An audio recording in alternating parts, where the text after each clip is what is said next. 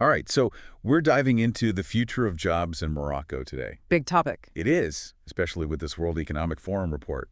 It's called Future of Jobs 2025, and, well, it's got some pretty significant predictions, let's just say that. Definitely. I mean, future of jobs. That's everyone listening, right? Exactly. And we're going to break it all down. We'll see what this report means, specifically for people listening for their careers in Morocco. Plus, we've got this analysis from a Moroccan HR publication. Really smart stuff. Always good to get that local perspective. Totally. And they say nearly half of all worker skills will need to change by 2030. 2030, that's what, like 7 years? Yeah, no, that's not far off at all. To put it in perspective, the global average for skills needing to change, it's actually lower than what's projected just for Morocco. Wow. So Morocco's really at the forefront of this whole thing. What's driving that need for such fast change? Well, it's the same forces we're seeing globally. I'm talking digitalization and AI. I mean, Morocco's economy is going digital super fast, and that's changing everything. Makes sense. But even before we get into Morocco specifically, it helps to zoom out and see the big picture, right? Like globally, this report's saying almost a quarter of all jobs will be impacted by 2030. Okay, so that's a massive wave of change. What does that actually look like? Like in terms of jobs, what's changing? So think automation and AI, and it's not just factories. Like people always think we're talking admin roles, cashiers, data entry. Those are all declining. Huh, interesting. And it's not even just jobs disappearing. It's like even if your job stays the way you do it, that's going to change a ton. Right, right. So like what are the skills that'll be like the hot commodities in this new world of work? Cybersecurity is a big one. And with AI being everywhere, machine learning expertise, that's gold. But then there's also, it's not all tech, right? This report really pushes critical thinking, problem solving, communication, those human skills that robots can't do. It's like a double whammy. You got to be techie, but also superhuman at the same time. Exactly. And the report says by 2030, 43% of tasks in Morocco will be automated, up from 32% today. So that's like almost half the things people do at work now, machines could do them in a few years. Mind-blowing. Okay, so we've got this global automation trend, digitalization, and it's even faster in Morocco. Yeah. So what does that mean, like specifically for the job market there? Are there certain sectors that'll be hit harder? For sure. Let's take tourism. Huge in Morocco. Oh, yeah. But now you got AI-powered chatbots, virtual tour guides. That's changing things. I can see that. So maybe people still travel to Morocco, but the jobs within tourism are totally different. Exactly. And then there's agriculture, another big one for Morocco. I mean, imagine like drones replacing farm workers for planting or spraying crops. AI analyzing the soil. Yeah, yeah. It's already starting to happen. It is. And it'll only get more intense, more sophisticated, I guess. Feels like we're standing right on the edge of this giant tech wave about to crash on the Moroccan job market. Yeah, that's a good way to put it. And the question is, are we ready to ride that wave or are we going to get wiped out? So the report, does it say anything about how Morocco can, like, handle all this? Are there things businesses or, like, the government can do? Oh, yeah, it's packed with recommendations. One of the biggies is upskilling and retraining programs. I mean, think about it. Almost half the worker skills in Morocco need to change. So we need a huge effort to help people adapt, Makes sense. But who's in charge of that? Like, should people just upskill on their own? Yeah. Or is it up to businesses, the government? It'll take everybody, really. The report says over 55% of employers in Morocco think funding retraining programs is critical. So businesses get it. They know they got to invest in their people. That's good to hear. Yeah, it is. But the government's got to be involved, too. They need policies that encourage upskilling and make training accessible for everyone. It's like we need this multi-pronged approach to make sure everyone can succeed in this, like, new work world. But what about just accessing technology in the first place? We're talking digitalization. But not everyone in Morocco has the internet or even digital devices, right? How do we fix that? Yeah, that's the digital divide. And the report tackles that head on. It really stresses investing in infrastructure, especially in those rural areas, so everyone has a chance to connect, get those digital skills.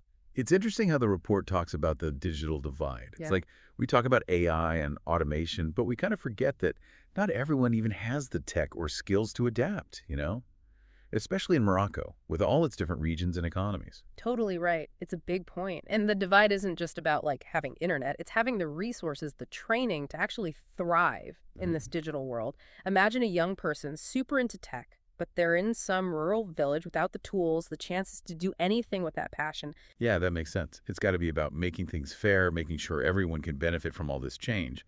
But let's flip it a bit, right? We've talked about the challenges, adapting. But what about the good stuff? Could there be like a silver lining to this whole disruption thing? There's always opportunity when things change, right?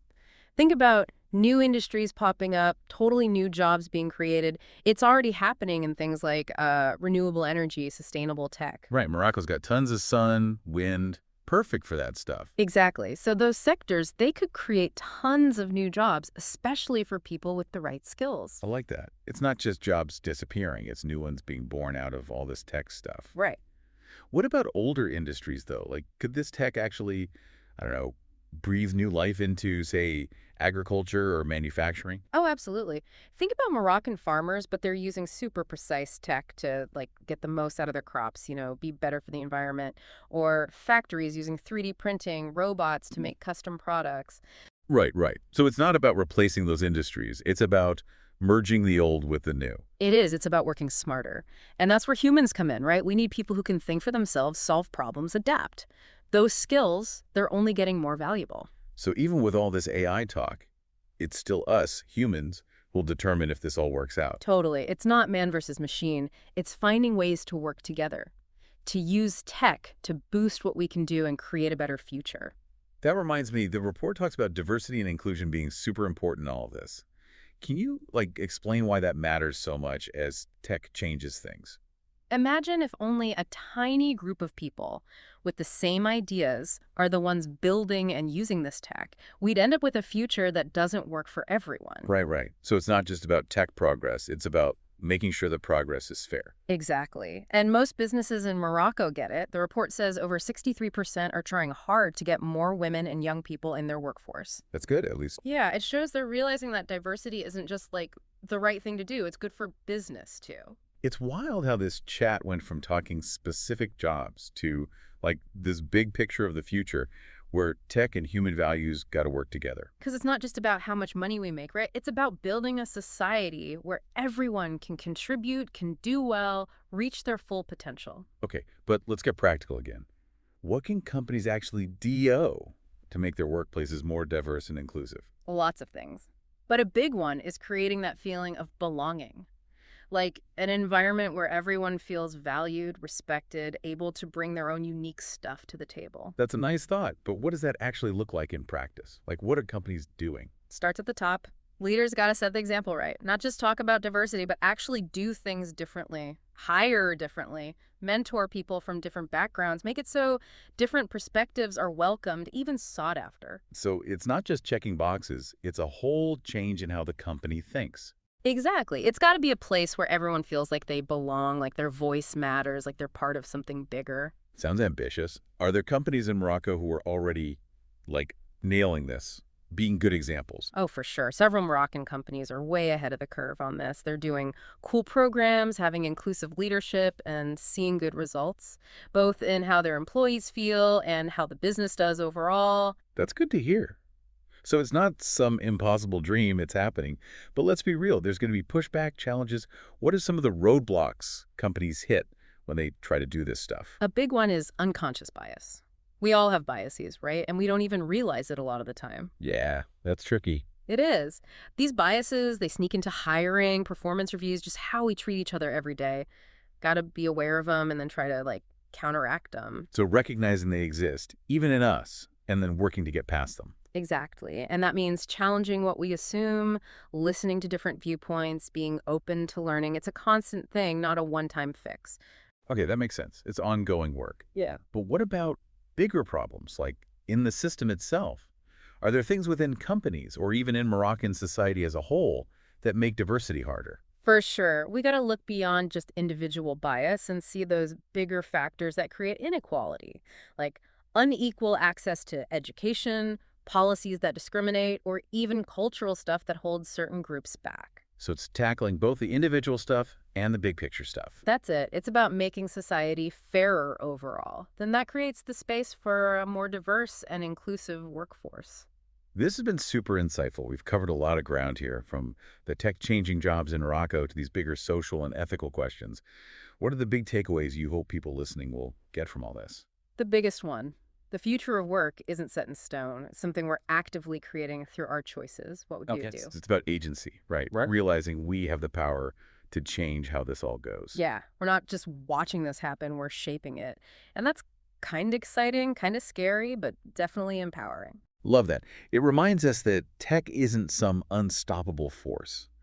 We can use it for good, create a future that works for everyone, but it's going to take work, working together and being willing to change. Yeah, could have said it better myself. So it's inspiring to think we can shape the future of work, right? But it's also a little overwhelming. Where do we even start? It starts with, like you said, awareness, right? Understanding what's happening, the trends, what skills are going to be in demand. That's step one. And honestly, that's what we've been doing today, giving you guys the info to navigate all this. Okay, so knowledge is power, like they say. Yeah. But it's not enough to just KNOW about this stuff, right? Yeah. We got to do something. So what are some practical steps people listening can take to get ready for the future of work in Morocco? Well, one thing you can do is look at what skills you have right now and see what's missing. What are the hot skills in your field? Any new tech or trends you need to know about? Once you've figured that out, then you can make a plan to fill in the gaps. That's a good starting point, I guess. But upskilling, it can be a lot, right? So many options out there. Are there any specific resources or programs you'd recommend? Tons of stuff out there, both online and in person. You got those online learning platforms like Coursera, ADX, Udacity. They have all kinds of courses, and a lot of them are free or pretty cheap. Then there are boot camps and workshops. They give you more intense training on specific things. And don't forget about regular schools, too. A lot of universities and vocational schools are changing what they teach, so people are ready for this new digital world. So there's really something for everyone, no matter how you like to learn or how much money you got. But let's say someone's figured out what skills they need and they're working on getting them. What else can they do to set themselves up for success in this crazy job market? Networking. Gotta network. Connect with people in your field. Go to industry events. Join online groups. Find a mentor. Having a strong network can lead to new opportunities, and you can learn so much from other people. It's amazing how much comes from just talking to people. Right. Seriously. And don't underestimate personal branding either. Right. Make sure you have a good online presence where you show off your skills and experience. Use LinkedIn, connect with potential employers, share your ideas. So kind of got to be our own PR people.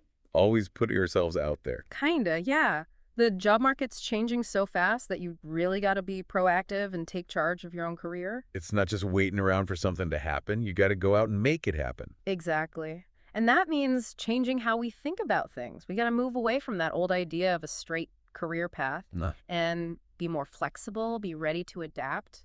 It seems like, I don't know, agility or adaptability, whatever you want to call it, that's been a big theme today. It is, because it's what you need to do well in the future of work. Be open to new things, be willing to learn new stuff, and be ready to change direction if you need to. So it's not about having this rigid plan. It's about going with the flow, being ready for whatever comes your way. Yep. The future is uncertain, but it's also full of potential. If we embrace change, keep learning, and take control of our own careers, we can create a future that's both fulfilling and successful, I think. That's a great note to end on. So to everyone listening, remember, the future of work in Morocco, it's in your hands. Stay informed, be proactive, and be bold. Grab those opportunities and create the future you want.